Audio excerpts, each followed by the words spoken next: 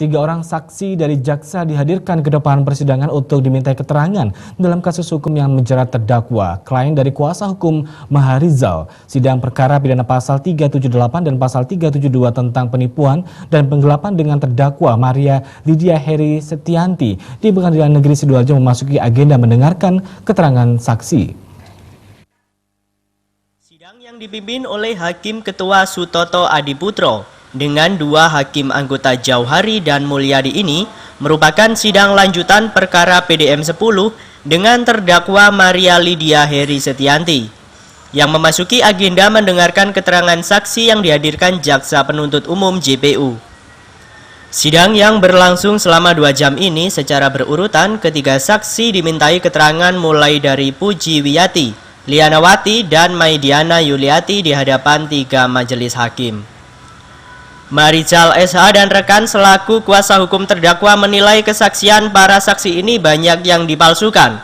Dikatakan sang kuasa hukum dalam perkara yang menjerat kliennya Maria dalam hal kerjasama investasi usaha produsen susu formula sudah disepakati oleh masing-masing pihak yang saat ini ditetapkan sebagai saksi. Dalam keterangan sidang dari ketiga saksi yang dihadirkan termasuk Puji Wiyati, Lianawati, dan Maidiana sudah menerima margin antara 2,5 hingga 5% dari nilai investasi yang diberikan setiap bulan ke rekening para saksi melalui transfer.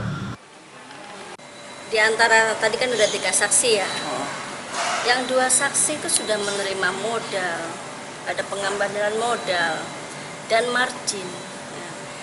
Di mana penipuannya gitu loh. Kalau mereka belum pernah mendapatkan margin ataupun modalnya lah, bolehlah dia seperti itu gitu loh.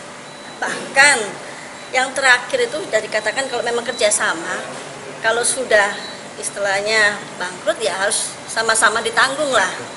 Lah kalau nggak mau menanggung, bagaimana ini?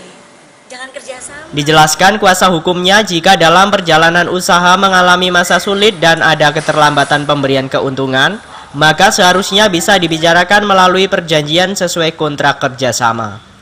Untuk itu, kuasa hukum terdakwa menyatakan bahwa dalam kasus ini rumusan tindak pidana yang dinyatakan penuntut umum sebagai perbuatan tunggal, yaitu hanya Maria Lydia adalah tidak benar.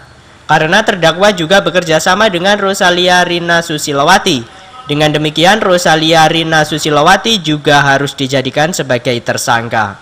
Dalam hal ini, rumusan tindak pidana yang didakwakan JPU tidak ada rumusannya dan tidak cermat, kabur serta tidak jelas dan cacat hukum, atau bisa dikatakan bahwa perkara ini adalah kasus perdata yang dipidanakan.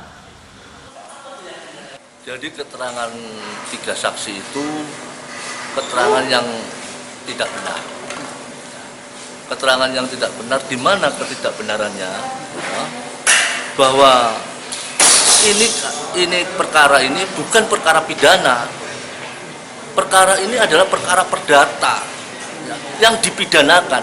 Jadi Bu Maria ini adalah orang yang dikriminalisasi. Mereka para saksi itu yang 10 orang semuanya itu sudah mendapatkan keuntungan, sudah mendapatkan margin. Ya. Artinya bahwa ini adalah perdata.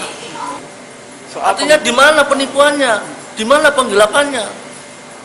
Uang itu memang diserahkan kepada Rosalia. Jadi saya minta Rosalia juga harus dihadirkan dalam persidangan ini. Marizal menegaskan bahwa permasalahan hukum yang menjerat kliennya bukan merupakan perbuatan tunggal seperti dakwaan Jaksa Penuntut Umum, karena dilakukan bersama-sama dengan adik kandungnya Rosalia Rina Susilowati yang seharusnya juga dihadirkan dalam persidangan. Timothy Suryadewata, Surabaya TV.